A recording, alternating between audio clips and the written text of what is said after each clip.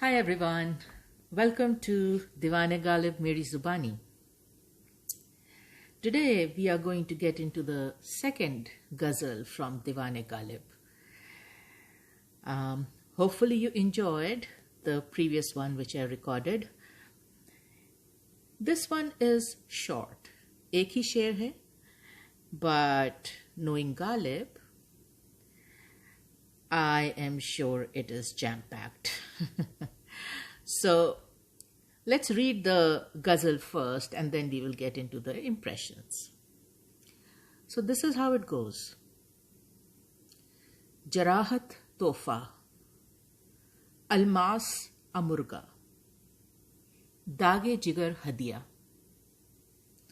mubarakbaad Asad, gham-khwar-e-jaan-e-dardmand aayaa. बहुत प्यारा शेर है, समझने के लिए इसमें बहुत है. आज हमारे पास टाइम भी बहुत है, एक ही शेर है, so we are going to take our time about it.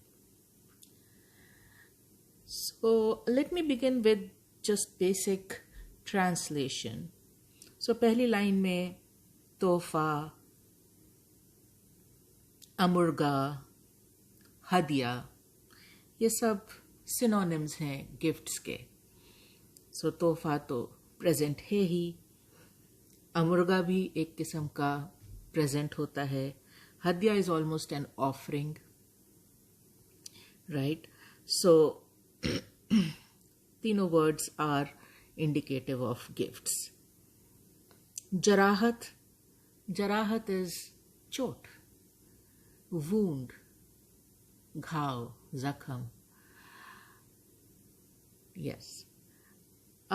Almas is diamond and dagh-e-jigar is a scar on the heart.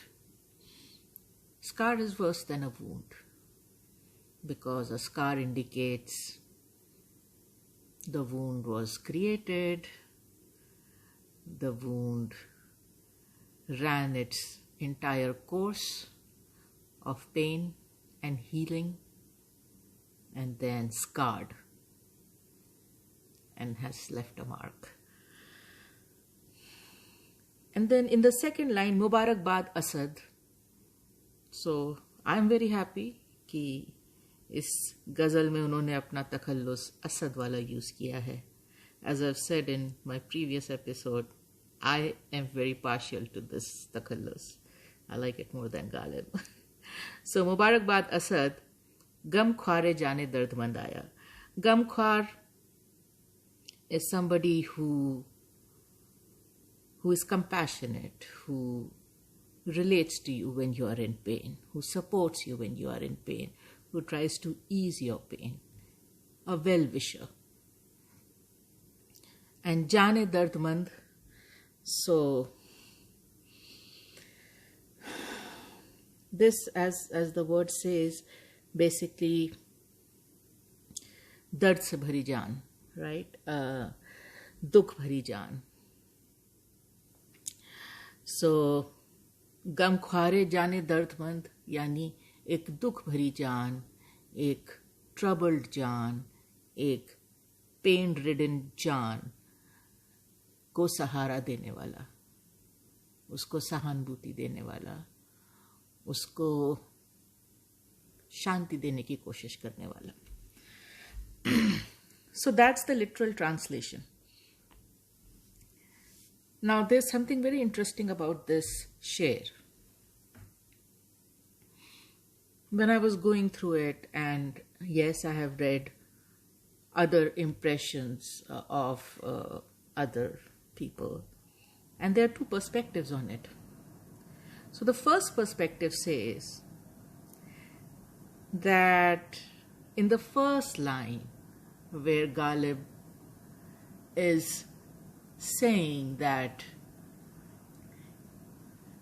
he is getting these presents or gifts or offerings from his beloved of wounds and scars. And diamond here is not jewelry.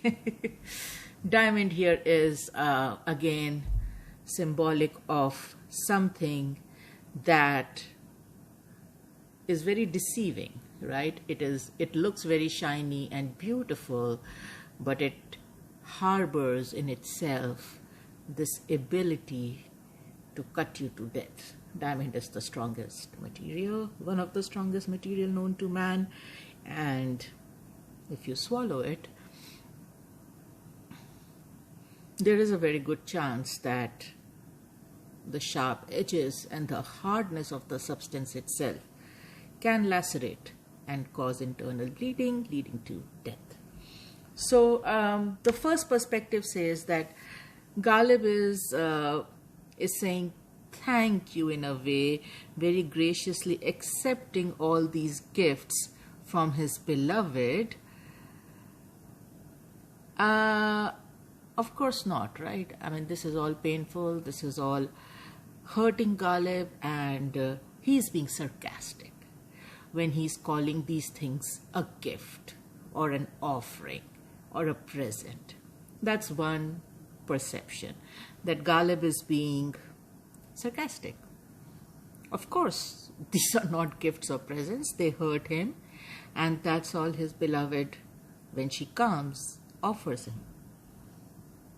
The second perspective, which is more mine, but I did get hints of it in other people's writings and interpretations also, was Ghalib actually means what he's saying. He actually means what he's saying. He is actually appreciating and receiving these painful gifts from his beloved with joy and relish. It is indeed, these things indeed seem like a gift to him. And gifts, by extension, these things indeed give him pleasure. And then one asks why, right? These are supposed to hurt. These are supposed to make him feel pain. But the answer to that is, it's not about the gift. It's not about the gift, it's about who is giving it, right? Who is giving it? The fact that they come from the person he loves, the fact that these wounds and these scars and this pain and this diamond, right? Sorry. Come from his beloved is enough reason for him to appreciate it, love it, and perceive it as a gift. Ab mubarakbaad, so Jarahat-tohfa, almas-armughan, dagh-e-jigar, hadiya, mubarakbaad, Asad, gham-khwar-e-jaan-e-dardmand aayaa. So basically, probably the beloved has come either for real or metaphorically. Ghalib says that when she comes and visits me, when she comes and visits me, she is the embodiment of a person, or I should say the best person who could be a well-wisher, who could be sympathetic to my grief and pain-ridden life. So, according to Ghalib, she is the best person to come and, be sympathetic to me. Because, of course, all this pain is about her, right? So nobody can give me relief. Nobody can ease my hurt and pain the way she can. So he's congratulating himself that congrats Ghalib, finally the best person to ease your pain, the best person to give you some peace and relief from this pain has arrived. And they have arrived with these gifts of wounds and hurt and scars and diamond. So I, of course, like I said, I am going with the impression that says that Ghalib genuinely loves what he is getting from his beloved. Even though it hurts, even though it's painful, he genuinely loves. He genuinely thinks these are gifts. Not because of the things, but because of the person who is giving those things. And ये जज्बा इतना नायाब या इतना rare नहीं है. हम लोग इसको कई जगह देखते हैं. And let me quote some very nice examples which I found. So, सबसे पहले तो ये गज़ल है मेहंदी हसन साहब की. और ऐसा लगता है कि बिल्कुल इसी जज्बे के लिए लिखी है. ऐसा लगता है कि बिल्कुल इसी जज्बे के लिए लिखी है. पूरी गज़ल पढ़ेंगे and you will probably understand what I'm trying to share here. So this is how it goes. रंजिशी सही दिल ही दुखाने के लिए आ फिर से मुझे छोड़ के जाने के लिए आ. किस किस को बताएंगे जुदाई का सबब हम, तू मुझसे खफा है तो जमाने के लिए आ.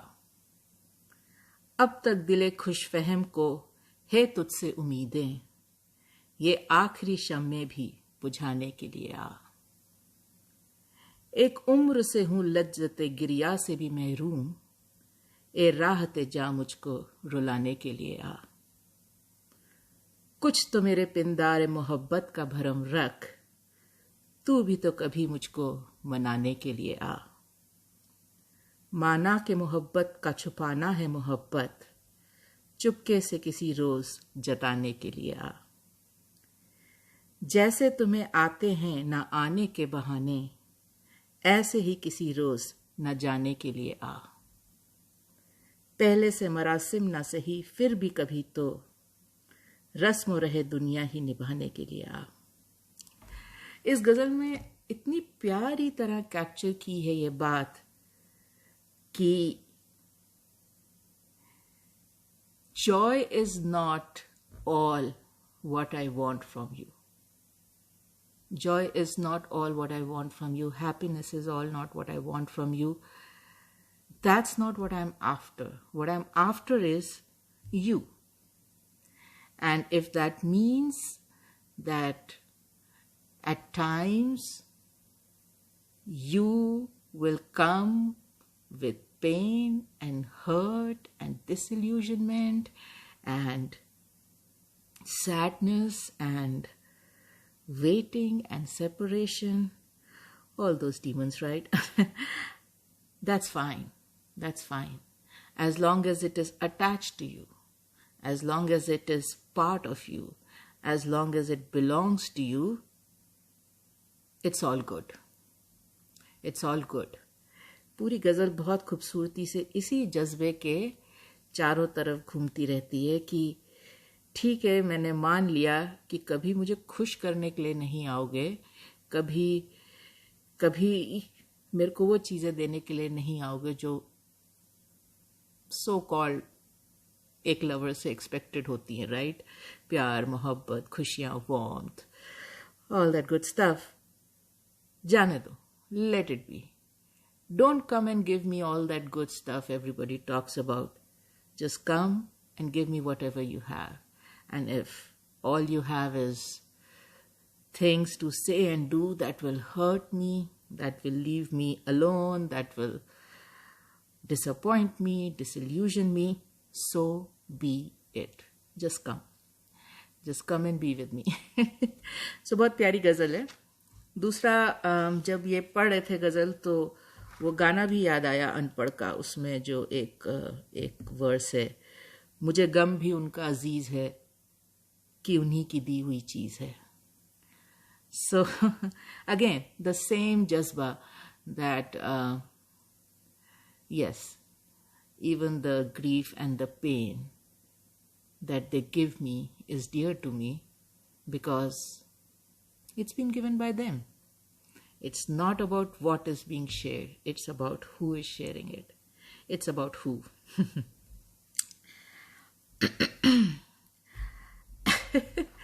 I went even I went even deeper, and I thought, you know what? This emotion is not restricted to poetry and literature only. I found even Bible quoting something which, to me at least, sounded so similar to what we are reading here in this ghazal. So this is 1 Corinthians 13, verse 4 to 7, where it says, "Love is patient, love is kind, it does not envy, it does not boast, it is not proud, it does not dishonor others, it is not self-seeking," and here's the good part, "it is not easily angered, it keeps no record of wrongs. Love does not delight in evil, but rejoices with the truth. It always protects, always trusts, always hopes, always perseveres." So clearly, if you're in love with somebody, it is a little difficult to get angry. It is a little difficult to hold a grudge. It is a little difficult to not forgive. It is a little difficult to not like what they are doing, because love, it gives you this power. It gives you this power to be a bigger person. On a normal day, things which would irritate you, things which would test your patience, things which you would never do, here comes somebody you love, and suddenly you find this strength in you, you find this patience in you, you find this forgiveness in you. So it's amazing. It's amazing. Many a times I ask myself, how would I define love? Of course, my favorite definition, which is out there, and I'm sure you've heard it, is love is God, God is love. But if I was to personally define it, I would say love is inability to hurt. It is inability to hurt. You are hurting, you want to hurt back, because that will give you relief. But if you actually love them, it's difficult. It's difficult because it just boomerangs. You hurt them, and once they actually start hurting, it starts hurting you. So yeah, love is the inability to hurt the person you love. That is the first power. That is the first power, or maybe not the first, maybe down the line, but that power love robs you of that power, of retaliation, getting even. It's a great power. We indulge in it as humans all the time, except these scenarios. एक आँख रोएगी तो दूजी सोएगी कैसे पिया. It's difficult. It's difficult. Another verse in the Bible, which was very interesting. 1 Peter 4, verses 8. Above all, love each other deeply, and this is where the good part is, because love covers over a multitude of sins. And I was like, no wonder this beloved is getting away with so much.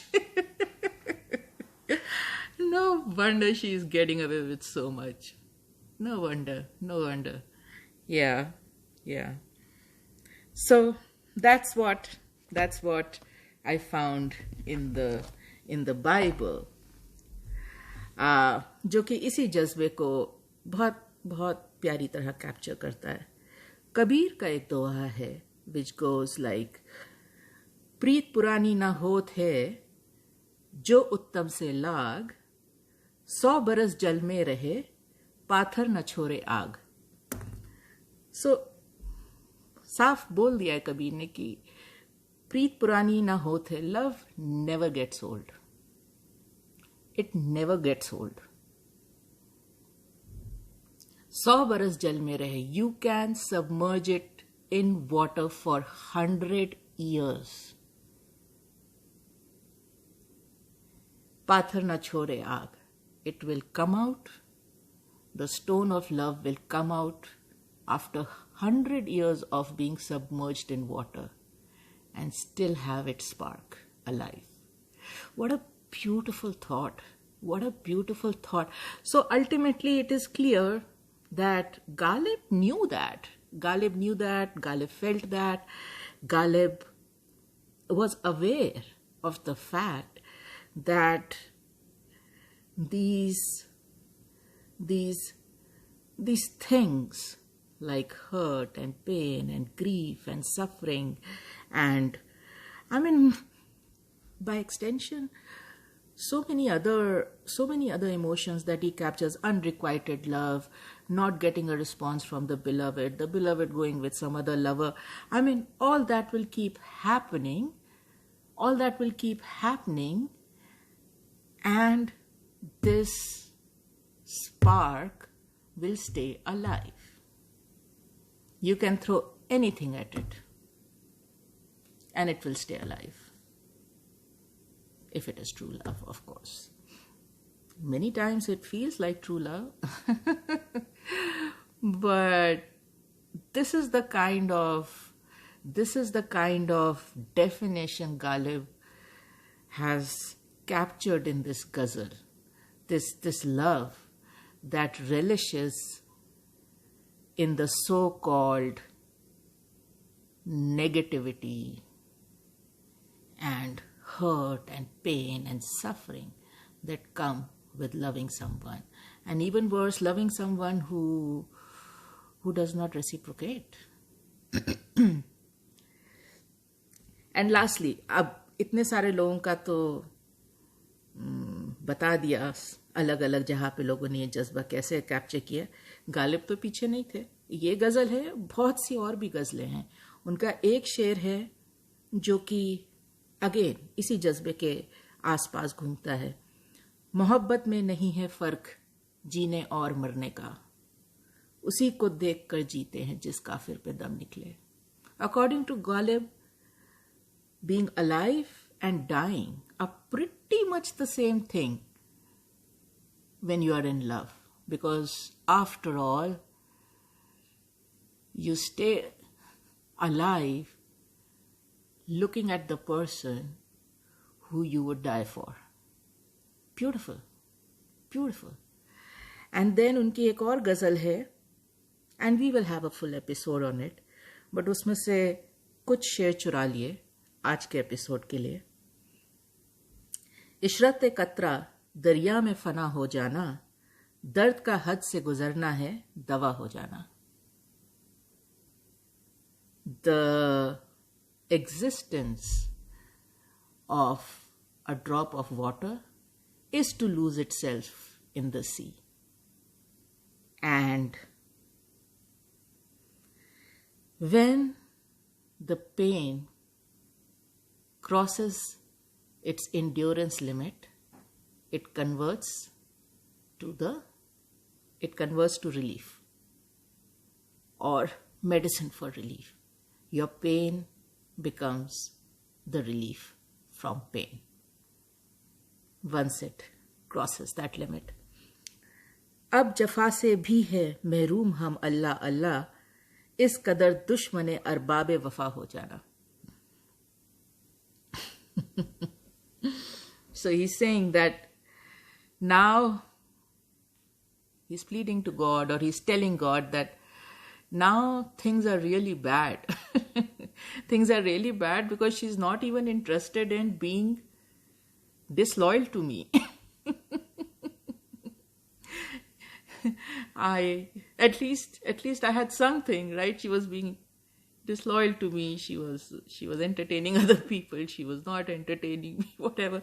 But things are getting really bad because she has lost interest in even being disloyal to me. इस कदर दुश्मने अरबाबे वफा हो जाना. This is how much she has revolted against, or this is how much she has become anti-loyalty that I have for her. And last शेर उस गजल का जो मैंने चुराया है. दिल से मिटना तेरी अंगुश्ते हिनाई का ख्याल, हो गया गोश्त से नाखून का जुदा हो जाना. So basically Ghalib is saying कि to remove, to erase the thought of you from my heart, to peel off, to extinguish, to finish, whatever you want to call it, your thought from my heart. And here, of course, in a very artistic way, he's saying the thought of your henna-colored fingers, right?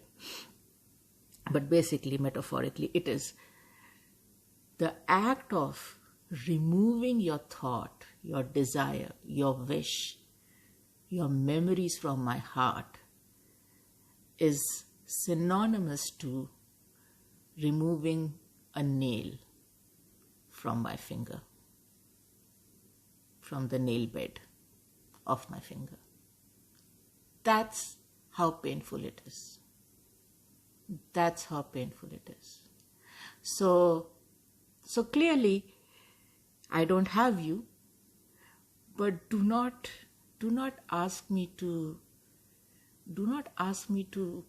forget you.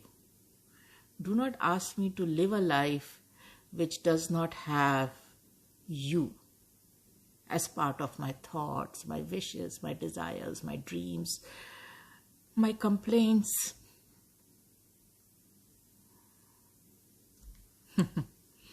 And यहाँ पे एक बात और समझ में आती है कि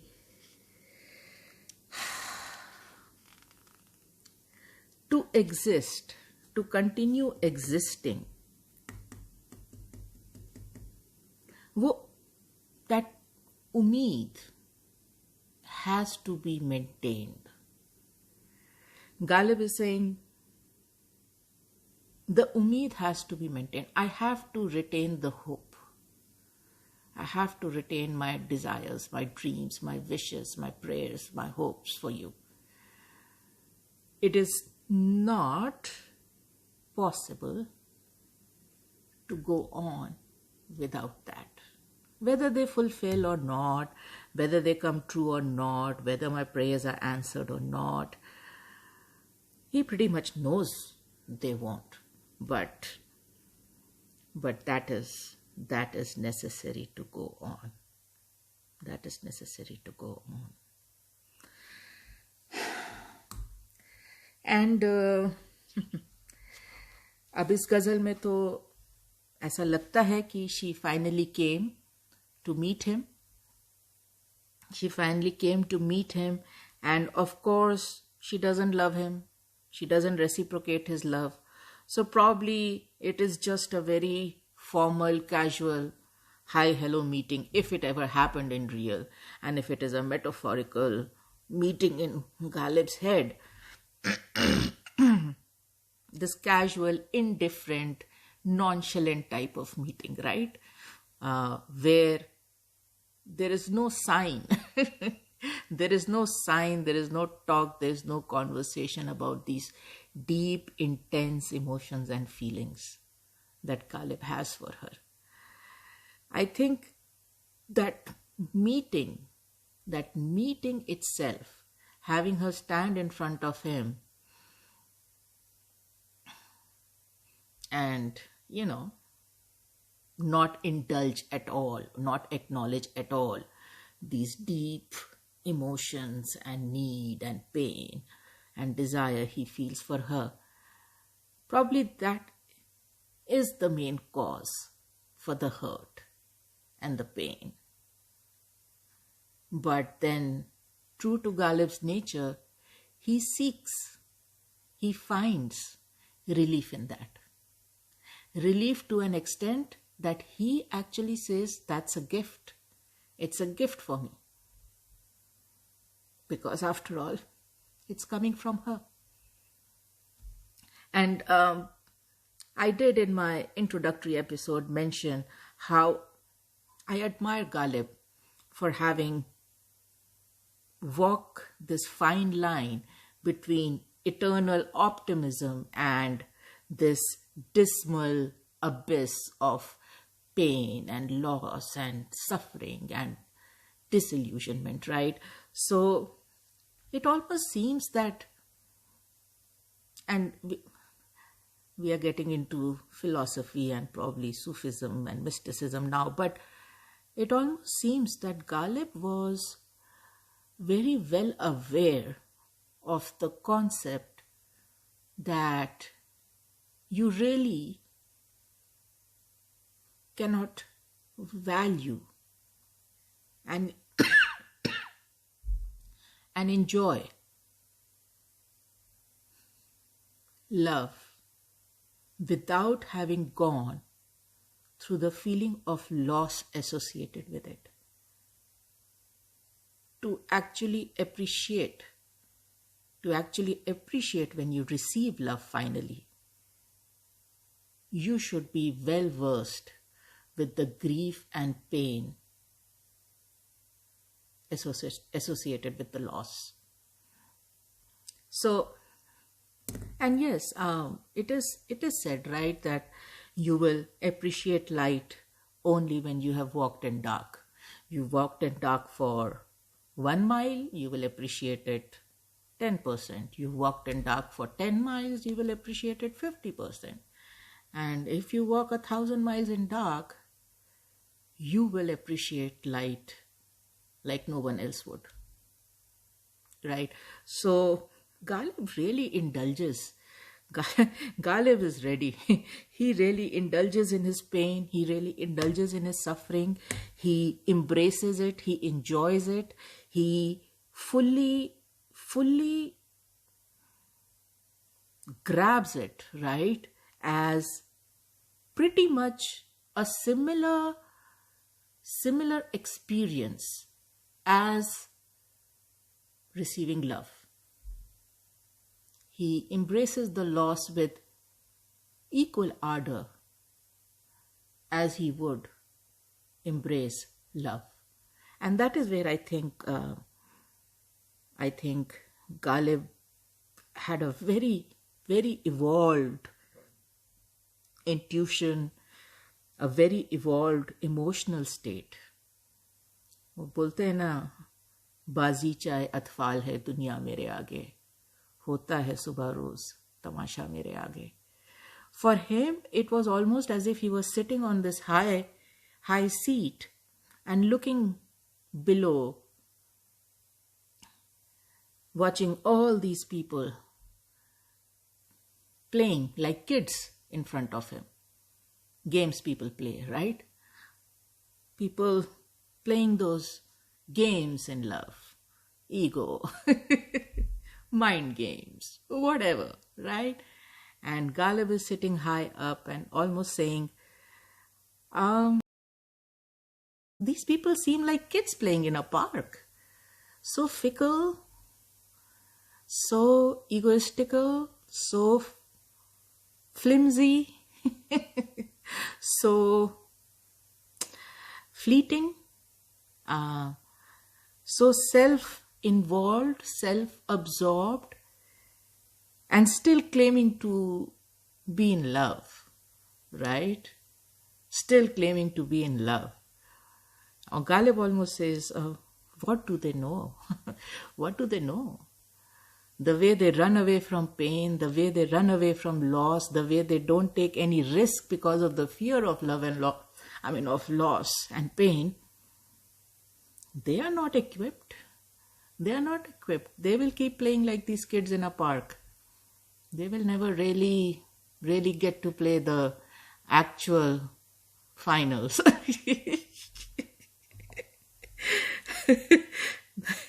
The net practice will continue. But yeah. So I do think that है तो ये एक ही शेर की गजल, but Ghalib has very adequately at least made me think and made me imagine what is the actual what is the actual prerequisite to love someone.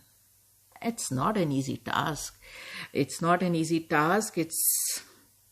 almost like, I mean, physical suffering, emotional suffering, mental suffering.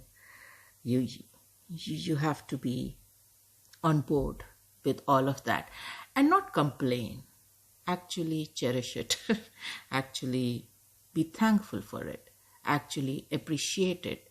Because if you do that, it elevates you to a position where when finally, if and when finally love does arrive, the type of appreciation you will have for it will be totally different compared to a person who's never faced any kind of loss, etc. Wanted something, got something, ran with it. Yeah, that is an easy life. That's an easy life. And last but not the least, if nothing makes sense, here is what I recommend. Just search for a reel online of a lion playing with his cubs. And you will find, once you go through a few, you will find a reel where you will see this baby cub who's not a baby. They are growing up and they are playing with this lion and clawing at his face with their paws. And these paws have nails. These are not human baby paws which are so cuddly and soft. These paws have some nails on them. And many times those nails will go into the eyes of the lion. And these cubs will try to claw and crawl up his face. That's a huge face, right? And he will sit there patiently. 200 to 250 ton of a killing machine sits there patiently as not one, usually it's 4 to 5 cubs, claw and crawl their way up his majestic face. And if you're lucky, you will find a reel where that lip line of the lion, you will see it extend just a little bit longer towards his ears. And you will be like, that's a smiling lion. Yeah, I have an active imagination and I watch a lot of reels. The point being, when you love someone, it just puts you in this phase, place, state, whatever you want to call it, where suddenly any physical hurt they are doing to you, any emotional hurt they are doing to you, any mental hurt they are doing to you, love gives you this ability to smile and bear it. Well, there is a limit to it, but still, on a normal day, when it is pure, innocent love, and somebody is not doing things to you out of spite, maybe at times, love will give you the patience you require. Yeah, if I find that reel, I will link it so that you can see a 250-ton lion smiling as these cubs just dig those nails and claws in his mouth and eyes and face and all that good stuff. Anyway, I think that's all I had for today. Thanks for your listening. I hope you enjoyed it. It was a short ghazal, but I think we covered a lot of ground and went all over the place. Loved it. The next time we will, of course, get into ghazal 3. ये अच्छी खासी लंबी है. Sorry. Comes with a few stories. I look forward to that. Till then, everyone, love and light. Thanks for watching.